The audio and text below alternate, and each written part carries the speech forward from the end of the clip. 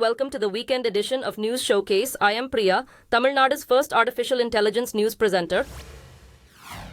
Federal agents carried out searches across Tamil Nadu in connection with a car bomb attack in the state in 2022.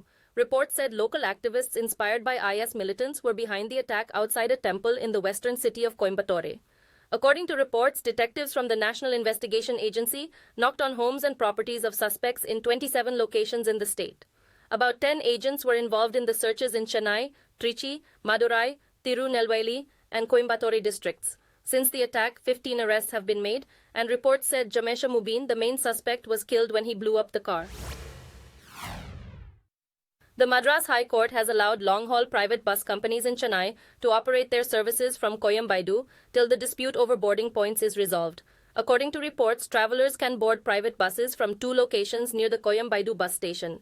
The dispute started after all bus services to destinations in the south of Tamil Nadu were shifted to the new bus terminal in Kilambakam to the south of Chennai.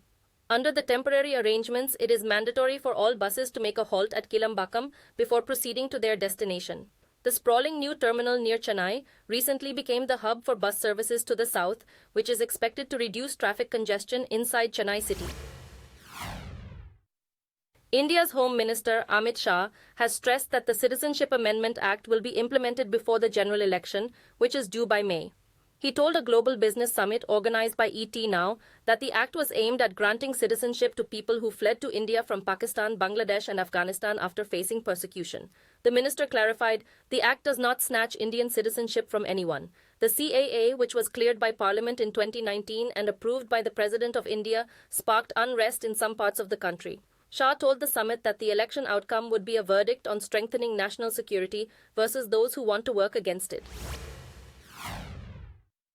Muslims flocked to the Asar-e-Sharif Hazratbal shrine on the banks of the Dal Lake, which is home to Prophet Muhammad's sacred relic. A priest displayed the holy relic to the gathering in Srinagar shortly after the prayers, as thousands of men, women and children visited the site throughout the day to get a glimpse of it. The administrators at the Hazratbal shrine had made extensive arrangements for the worshippers. Buses transported pilgrims to the sacred shrine from various locations in the Kashmir Valley and other parts of the region. The atmosphere was filled with devotion and spirituality as the faithful performed their rituals and expressed their gratitude. Janab Sahab Sora in Srinagar also hosted a similar event. There's concern in Jammu and Kashmir after dead fish was noticed over the past 4 days in the famous Mansar Lake. According to reports, wildlife authorities stepped in after more than 2,000 fish perished in the lake in Samba district. Residents around the lake suspect an outbreak of disease may have caused the fish to die, but there's no official word so far. Local media reports said authorities have been removing the dead fish to prevent contamination and the spread of illnesses. Officials initially treated it as an isolated incident, but more and more dead fish turning up on the lake's surface deepened concern in the community living around the lake. Reports said authorities have launched an investigation and steps to protect the ecosystem and people dependent on the lake for their livelihood. The National Investigation Agency carried out several searches in Jammu and Kashmir in an effort to disrupt suspected operations for the radicalization of youth and financing of terrorism. Authorities said the raids took place in the districts of Budgam and Gujarnagar in Kashmir and at Shahidi Chowk in Jammu city. The officials disclosed that the agents conducted raids on a private school and locations connected to 3 of its employees, including the residence of its chairman. According to reports, the NIA has been actively working to expose the plots of terrorist organizations backed by Pakistan to carry out destabilization acts in the region. The estranged wife of Indian textiles tycoon Gautam Singhania has made fresh allegations of spying and surveillance among other charges against her husband. Nawaz Modi has been negotiating a divorce settlement with the billionaire for the past several months, but talks are said to have completely collapsed after she asked for 75% of Singhania's $1.4 billion fortune. In a fresh complaint, which was confirmed by police in Mumbai, Modi said that she and her children are living in constant fear in her father's house due to threats and spying. She has accused her husband of planting spyware in her car and his staff of forcibly occupying her father's property in the state of Gujarat. Serbian tennis player Dejana Radanovic is drawing criticism for her remarks about India after participating in 3 tournaments there recently. Radanovic criticized India's food, traffic and hygiene in a number of social media posts. In response to growing criticism of the posts, the player appeared to clarify her position in a new Instagram stories post.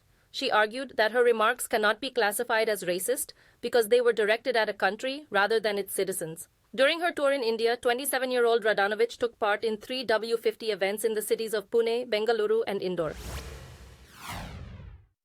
As the final results in Pakistan's general election shows a split verdict, the head of the army, General Syed Asim Munir, has said the nation needed to move past the politics of anarchy and polarization. Traditionally, the military plays kingmaker in Pakistan's elections, and this time it is believed to be backing its former adversary Nawaz Sharif, who has declared himself winner in the polls. But with no clear winner, reports predict intense horse trading in the days to come, as candidates backed by jailed former Prime Minister Imran Khan won many seats. Long delays in announcing the results has led to suspicion that the military might be reportedly involved in rigging the outcome of the election in favor of 3-time Prime Minister Sharif. Ahead of a wider attack against Hamas, Israeli Prime Minister Benjamin Netanyahu has ordered the military to get ready to evacuate civilians from the southern Gazan city of Rafah. Rafah is home to about 1.5 million Palestinians who have fled Israeli combat operations from other parts of Gaza.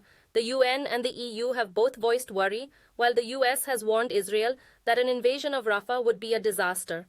Aid organizations claim that it is not feasible to remove every resident of the city. According to a statement from his office on Friday, Netanyahu instructed military and security personnel to submit to the cabinet a combined plan for evacuating the population and destroying the battalions of Hamas. Democrats are standing by President Joe Biden in the wake of worries expressed about his age and mental health after a report about his handling of confidential documents. Although Biden is described in the report as a well-meaning elderly man with a poor memory, he will not face any charges for mismanagement of sensitive papers. Kamala Harris, the vice president, denounced the depiction as gratuitous, inaccurate, and inappropriate. She also said that the prosecutor had clear political motivations. The person in charge of the secret document investigation last year, Robert Hur, was appointed by Donald Trump, who had previously worked for 2 prominent conservative judges. According to reports, Democratic supporters on Capitol Hill were of the view that Robert Hur's comments went beyond his mandate.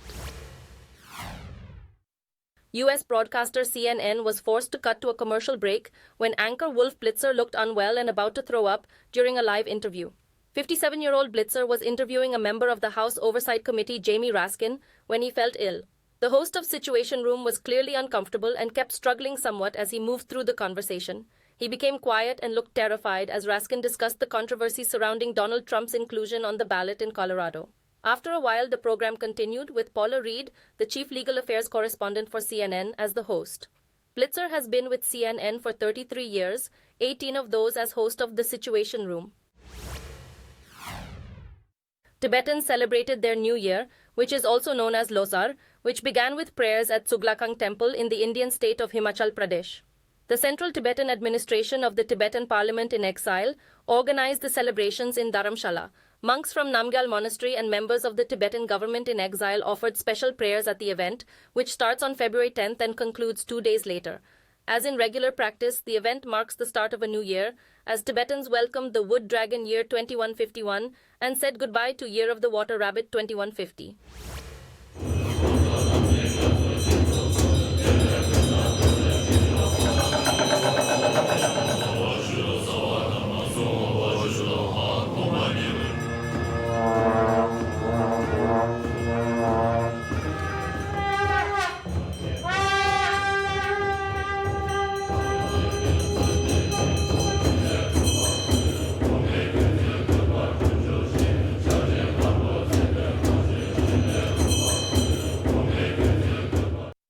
Those were the top stories at this hour. Do join us, same time Monday, and have a great weekend.